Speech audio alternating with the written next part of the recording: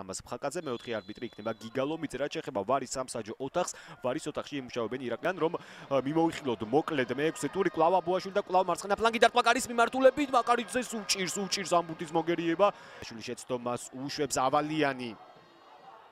დახმარება ესაჭიროება მარცხნივ ორი ფოთელი მოთამაშია ფაჩულია მიიღო ბურთი აბუაშვილი იხსნება ფაჩულია დარტყმაკარის მიმართულებით მაკარიძის მოგერიება კიდევ ერთი ამჯერად გიორგი მაკარიძე ასეთი სტარტს ბევრი არ ელოდებოდა მე დარწმუნებული ვარ მოისრაფიშვილი შეიძლება დარტყმაკარის მიმართულებით და მაკარიძის აგერ უკვე საწყის 15 სიახლოვეს თამაშობს ორივე ტექნიკური სწრაფი მოთამაშია აბუაშვილი ფაჩულია იქნება დარტყმა კიდევ ერთი დარტყმა და ამჯერადაც მაკარიძე ჩაერთო თამაში შეტევა გრძელდება აბუაშვილი ბურთით კიდევ ერთი დარტყმა ზამომზად ვერც დაგვირგვინებას ვერ ვხედავთ მათი შესრულებით. ასეთ სტარტს კორღალიძეც არ ელოდებოდა ფოთის კოლხეთის მხრიდან. გელაშვილი ასი წინ უფრამაგრად თამაშობს მამაგეიშვილი აი ამაზე მქონდა საუბარი მამაგეიშვილი ერთ-ერთზე მეტოქესთან და შეასრულა გიზი მამაგეიშვილმა. რამდენიმე წამის წინ თქვი რომ ერთმა შეცდომამ შეიძლება საპირისპირო სურათი და ყველაზე ტანმაღალ მეკარეს ჩვენ ჩემპიონატში იაროსლავ კოტლიაროვს აქ შეხედეთ რა მაგრად თამაშობს მამაგეიშვილი ბურთი თავზე გადაუგდო. ძალიან მაგარი შესრულება გიზი მამაგეიშვილის მხრიდან. ამ ბიჭის თვეები ჩვენს ჩემპიონატში არის დათვლილი. ამას გიზი მამაგეიშვილს საქართველოს ჩემპიონატში ევროპული კლუბები დარწმუნებული ვარ არ გააჩერებენ. მისი ძმა ოტო მამაგეიშვილი როგორც იცით უკვე პორტუგალიაში თამაშობს. აი ასე აღნიშნა მამაგეიშვილმა ეს გატანილი გოლი. ყოჩაღ გიზი მამაგეიშვილს. ინდი ჩაწოდება საჯარიმოში შეცდომა იუნაშვილის მხრიდან. გადარჩა. გაითამაშეს ეს ბურთი თბილისელებმა. სილაგაძე საჯარიმოშია დაბალი პასი დარტყმაკარის მიმართულებით და წელმა გადაარჩინა კოლხეთი. უმარცხებელია. გუნდმა მეტიც პირველად გულები დაკარგა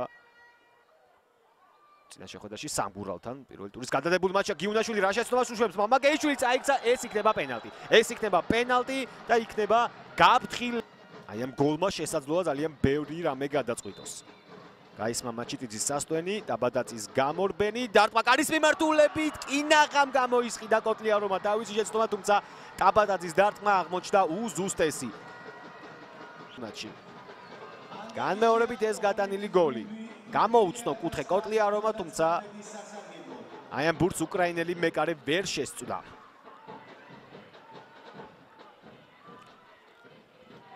ორი ნუ ჩამოიშორა ძალიან მარტივად კობულაძე აგზელებს წისვლას გიორგი აბუაშვილი უახლოვდება საჯარიმო მოედანს და დარტყმაკარის მიმართულებით აქაც აჯობა მაკარიძე.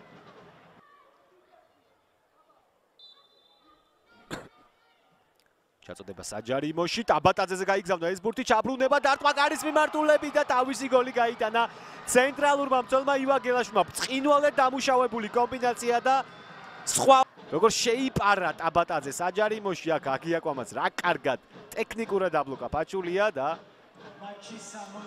თავური გადაცემით თავური გოლი გაიტანა ივან გელაშვილმა თითქმის ყველაფერი გადაწყვეტილია ჩვენს შეხვედრაში. ძალიან გაუჭირდება ფოთის კოლხეთს. არა თუ 3, არამედ ამ თამაშით 1 გოლის გატანაც კი. ტაბატაძეს გოლს პლუს. იგი გადაცემა ტაბატაძე შევა აუცილებლად საჯარიმოში ჩაწოდება ასეთი არა. ძლიერი გამოვიდა ჩაწოდება მამაგეიშვილი. კობულაძე უყვარს მაშორიდან დარტყმები. პასი გადაწყვიტა კობულაძე კლავ. კლასი დარტყა და 4-0 დორასო კლასის სურინამული გოლი. კლასი ვიხილეთ აი ამ მომენტში. მისთვისაც სადებიუტო გოლი კოლხეთი. კიდევ ერთხელ ეს მომენტი განმეორებით ცუდი მოგერიება ახალაძის მხრიდან და ერთი შეხებით ყუმბარისებულად გაუშვა ბურთი კლასიმ და კოტლიაროვი დღეს ძალიან ცუდად გამოიყურება. გასაგებია ძლიერი იყო დარტყმა, თუმცა ეს დარტყმა აუღებელთა კატეგორიას ნამდვილად არ განეკუთვნებოდა. დორასო კლასზე ვისაუბრეთ, ძალიან კარგი ლეგიონერი დაიმატა იბერიამ მისი სახით. ის გახლავთ მხოლოდ და მხოლოდ 24 წლის ანაცლოს. დავით ხიტლაძემ ერთ დროს საქართველოს ნაკრების წევრმა ფაღავას დაარტყმა მაკარიძე დღეს უხე მატჩია ეს. დავით ხიტლაძისთვის იბერიას მაისური ჩაწოდება საჯარიმო მოედანში გელაშვილი რა ახლოს იყო დუბლთან. ციხოს კოლხეთმა პრესტიჟის გოლის გატანა. ობი რასაკეთებს ეს ნიგერიელი რთული სათქმელია და აი ამ მომენტი დასრულდა დღევანდელი შეხვედრა 4-0 4 უპასუხო გოლი გაუტანა იბერიამ ფოთის კოლხეთს გეტყვით რომ